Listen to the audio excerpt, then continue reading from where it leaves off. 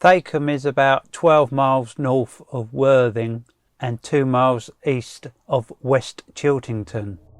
I'm going to tell you about the ghost at Gate Cottage in Thakeham, West Sussex. The followers of the Bald Explorer will recognise Gate Cottage from various videos which Richard Phobes has made about Thakeham. In a recent Bald Explorer video titled I Live in a Period House, Richard was talking to Cynthia Julian, who until recently occupied Gate Cottage. He was asking Cynthia what it was like living in a period house. But before Cynthia Julian and her husband lived there, from 1952 to 1999, Gate Cottage was occupied for 47 years by my family, the Singletons. In the earlier years there was my parents, Reg and Joan, who had moved from London, and their 4 sons, David, who's the eldest, Paul, Ian and myself, Andrew, who was the youngest. As the years went by, it was just my parents, our dog and our cat. My elder brothers had married and established homes of their own. So let me set the scene by taking you for a tour of Gate Cottage, at least how I remember it. I have created these 3D images of the interior of Gate Cottage. I admit they are not perfect, but the images will give you a good idea of what it looked like inside. Obviously it was difficult to match the furnishings. We start at the front of the house and go around the back of the house to what we called the outer house. This was an area where we could come in from the outside and take our wet and muddy boots off and leave them to dry. Adjoining the outer house was the scullery, and at the far end was the only bathroom in the house. The main part of the house is Grade 2 listed. Here we have a diagram of the first floor. The middle bedroom was mine.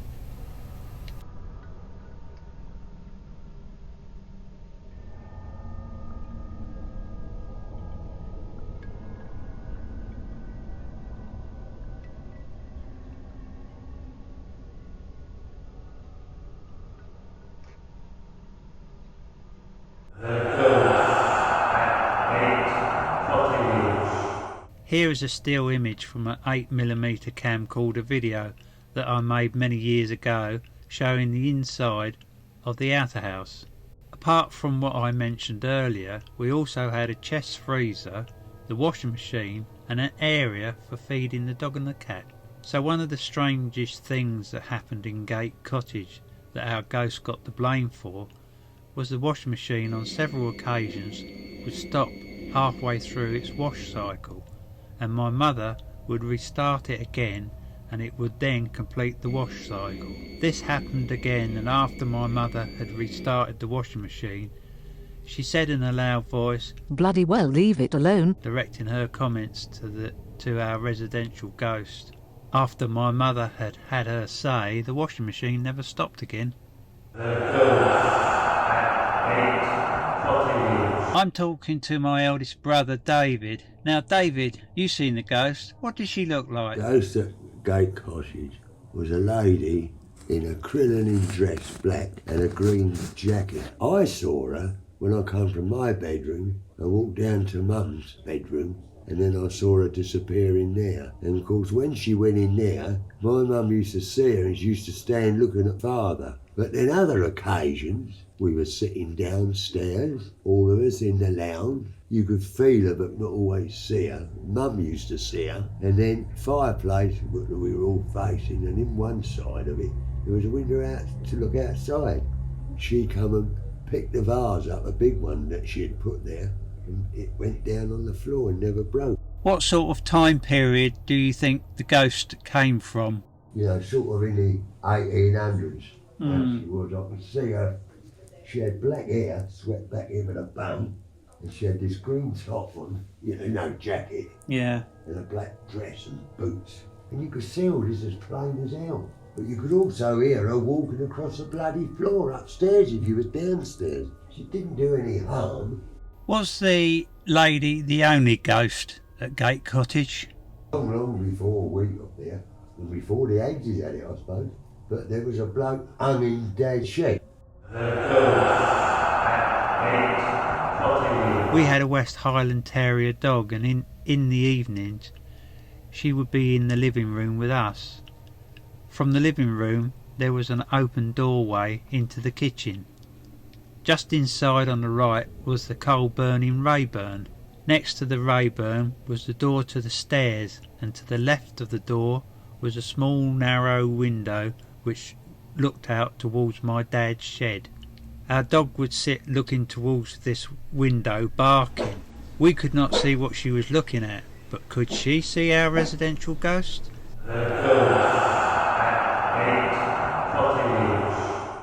I never saw it. I just saw the action. But I came down the stairs one day. And I was just going through into the living room.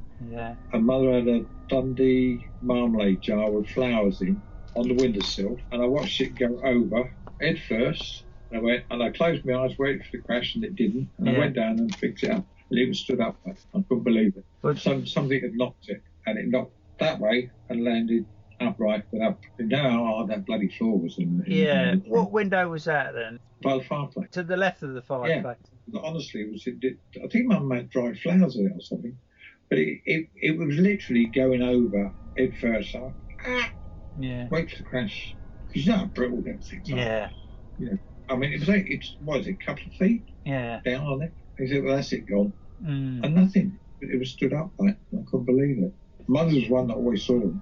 And she was leaning over her father one day. That was the other thing you found, was you sit there and the stairs door would open. You know how bloody tight that was. Yeah. It was a very positive latch and it just opened. And that happened a couple of times when we said, who's that up downstairs? Because you automatically look and there's nobody in there. There was nobody up there to come down. No. It's just weird. Yeah, bloody door opening on its own. Yeah. When it was, you got to yank it to open it. It was a bit of a stiff door to open, wasn't it? Yeah. It's not something, even if somebody managed to keep the latch up, that the wind would blow open. No. It was too stiff. Wasn't she the church organist at one time? Yeah. I got a feeling that she was a miss. I got a feeling there were two sisters. I'm not sure. Feeling from the description that she had a long dress, that she was turn of the century. Well, Davy reckoned she was from the 18th century and wore a green top and a black dress. I've been in that house on my own, but you never felt alone. You always felt there's somebody else there. No, I knew, but you never felt uncomfortable. Far from it.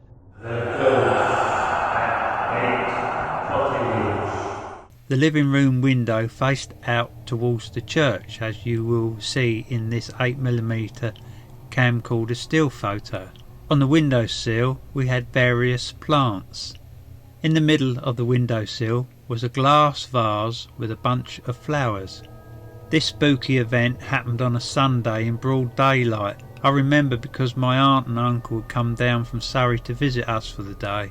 Whenever they came to visit, it was usually on a Sunday. It was about 4 o'clock in the afternoon when my aunt and uncle started to make their way back home. My parents and I had all gone outside to see them off. When we came back in, we found the glass vase with the flowers on the floor, not broken. As you have seen earlier, a door from the kitchen led to the staircase. There was about 5 steps up, and then the stairs went 90 degrees to the right and continued on. The wall on the left of the stairs was therefore rather high. There was a small shelf with a few ornaments, and above this hung a cross-stitched picture of a couple of tigers that my mum had made, and my dad had framed it for her. The picture on the wall in the photo from an 8mm camcorder still was hung there at a later date. If I recall, this was another event that happened either during the day or in the evening. We heard a loud crashing sound coming from the staircase. When my dad went to find out what it was, he found the cross-stitched picture of a couple of tigers sitting on the steps of the stairs. When my dad inspected the picture, he found that the glass had not broken, the wire was still intact, and the picture hook was still in the wall. what experiences have you had with the ghost at Gate Cottage? Right, I remember Mum telling me the first one she had was when we first moved in. She cut a big vase of flowers, put them on the windowsill next to the fireplace in the front room, and then she heard bang. So, oh God, they fell off because they were pressing against the glass. But when she went in, the vase was on the flagstone floor. No water spilt, no flowers spilt, no cracked vase. Then I can remember probably about 8 years old being tucked in, physically being picked up by the ghost, thinking it was Mum. You was tucked in with blankets then, so bloody tight that you couldn't move, and oh Mum, and then looked up, and then this lady with a bonnet on, you know, whatever, would put her arms inside her thing and then float towards my bedroom window and gone, which frightened the life out of me. You could hear her going up and down the stairs. People would say, oh, it's just the heating pipes, whether it was, but you'd sit in the lounge at late at night and hear boom, boom, boom, boom, boom, to the door at the bottom of the stairs, and then it would stop. Yeah. So you think, wow, what is it? I don't know. And then she had the trouble with the washing machine, the Keymatic, which kept going on and, you know, off, being turned off, checked by the engineer until Mum said, please leave it alone. And after that, it didn't go wrong again. Right. And it was fine. I can remember coming in one night from Ninfields with the driver to get a cup of tea. Mum and Dad and you were all on holiday, and I was telling them about the ghost, and then all the lights flickered and went on and off. Well, I've never seen anyone go so quick out of the house. It was gone. Yeah. But whether you believe it or not, a ghost is not white. It's like seeing something in twilight or dawn. You can see it, but you can't see all the details. It's there. I understand Dad could never see it, but you could always feel it on his head. Mum could see it when she woke up. She would always be taking his temperature or something over him. There's a lot we don't understand, and well, I strongly believe in it, still do now, that it's there for real. But yeah, she was in her big old Tudory clothes, and she'd stand up and she'd just drift off, or could have been Quaker looking. Well, they're all Quakers up round here then. They were, So whether it was that, I don't know, but there was sorts of things used to occur. Things would get missing, but I mean, or get misplaced, I think, or moved. The end bedroom above the front door was always cold, always a cold room. You go to the one next door, it's all right, but that one always to me had a sense of something there, a presence, always. You never felt afraid, you know. No, it won't hurt you or anything. You know, or anything, got used to it, sort of. I mean, I would say, but it was all lots of funny things would happen, unexplainable. I mean, you know, because I think she was very caring at the time about the house, or worried about the house. There we are. Yeah, all unexplained. You couldn't explain a lot of it. As we look at this image of my parents' bedroom, my mother slept on the left-hand side of the bed nearest the front window. On more than one occasion, my mother has woken during the night to see a lady standing at the end of the bed looking towards the right side of the bed where my father was sleeping. My mother described the lady as being like a Quaker. After some time, the lady vanished into the wall which divides their bedroom and the one next door, which just happened to be mine.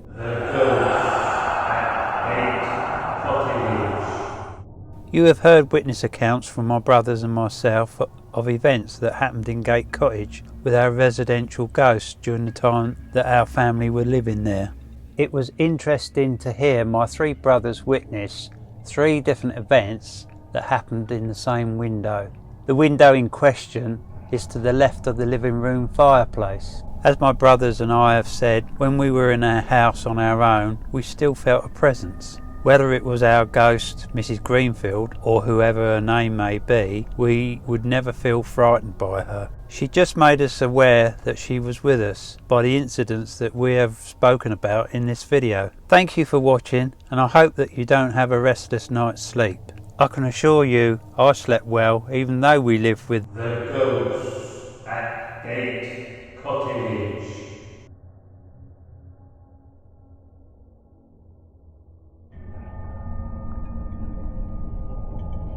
Thank you for watching this video. We hope you enjoyed it. If you did, please don't forget to like or subscribe to Andy's channel. Click on the bell icon to be informed when Andy has added further videos, and please leave a comment below. Your comments would be useful towards improvements for future videos. Until the next time, goodbye.